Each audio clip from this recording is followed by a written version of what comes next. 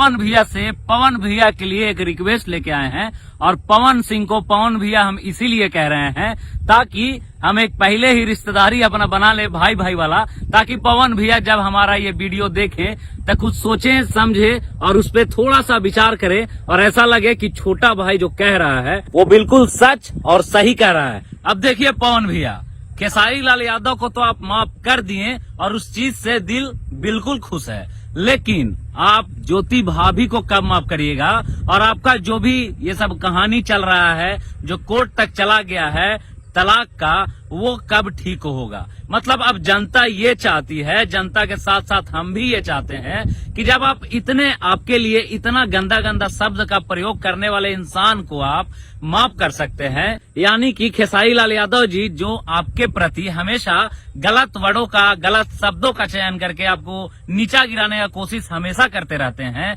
आप उनको स्टेज पे फिल्म फेयर अवार्ड में जाके माफ कर सकते हैं, तो आखिर भाभी को काहे नहीं? मतलब भाभी ने ऐसा गुनाह क्या किया है? अरे भाई, एक आध दो दिन लड़ाई झगड़ा हुआ होगा ना, उस लड़ाई झगड़ा से अपना घर परिवार, जिससे लोगों को बोलने का मौका मिल जाता है, जैसे कि खेसारी लाल यादव बोल देते हैं, आपके सामने साफ एग्जाम्पल है, तो उस मौका को ही आप क्यों नहीं खत्म कर देते हैं भाभी को घर लाके और सारा का सारा विवाद खत्म करके? क्योंकि जब आप खेसारी लाल यादव से विवाद खत्म कर सकते हैं तो ज्योति भाभी से ही विवाद आपको खत्म करना होगा। या फिर ऐसा तो नहीं ना है कि आप बीजेपी से खड़े होने वाले हैं चुनाव में, तो आप मोदी जी, योगी जी के लक्ष्य पे चल रहे हैं, जैसे कि वो लोग का भी कोई परिवार नहीं है, और आप भी वही चाह रहे हैं कि एकदम मोदी योगी वाला पथ पे चलें और हमारे पास भी हमारी कोई नहीं हो। अगर आप ऐसा सोच रहे हैं कि इस चीज में सबसे ज्यादा भला है और इस चीज को अगर हम कायम रखेंगे तो हम मंत्री से प्रधानमंत्री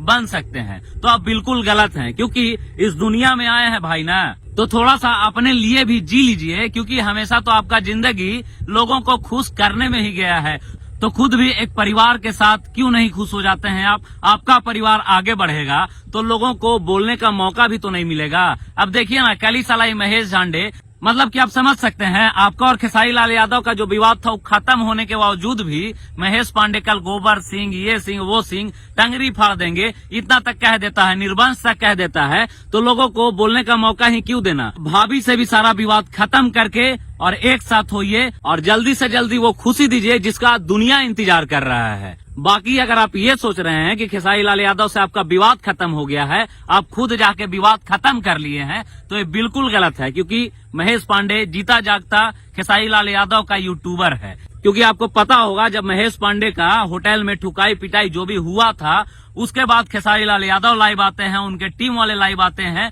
और कहते हैं पक्ष लेके महेश पांडे की तरफ से। तो जब आपका विवाद खत्म हो गया है तो फिर खेसारी लाल यादव को मना कर देना चाहिए था ना कि ठीक है भाई, हम लोग दोनों भाई भाई हैं, तो महेश पांडे जी आप वीडियो मत बनाइए, आप कुछ नहीं कह सकते हैं हमारे भाई को, न गोबर सिंह कह सकते हैं, न निर्वंश कह सकते हैं, लेकिन इतना मौका लोगों को क्यों देना जब आपके पास मौका है? विवाद खत्म करिए भाभी से और भाभी को जल्दी से जल्दी घर लाइए।